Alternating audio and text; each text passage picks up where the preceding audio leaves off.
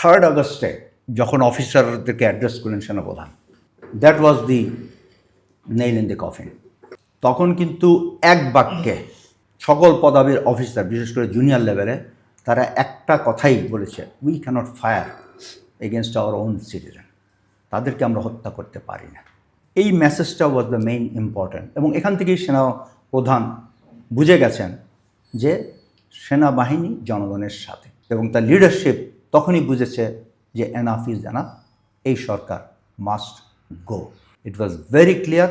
হাসিনার দিন এখন টাইম কাউন্টডাউন শুরু হয়ে গেছে। 4 তারিখ রাত 12টা 20 মিনিটে হঠাৎ করে আমার একটা টেলিফোন আসলো। টেলিফোনে মেসেজ হচ্ছে, আপনাকে আগামীকাল 10টার সময় সেনাপ্রধানের সাথে ওনার বাসায় দেখা করতে হবে। যে আমি ওনার বাসায় গেলাম, এবং আমাকে যাওয়া মাত্র উনি অলরেডি ইউনিফর্ম পরা ছিলেন অফিস। উনি আমাকে 3টা কথা বললেন। একদম, স্যার আমি আর এক ফোঁটা, I don't want any blood bath, আর একটা রক্ত ক্ষয়ী যাতে না হয়। দ্বিতীয়, স্যার আমি কোনো ক্ষমতা চাই না।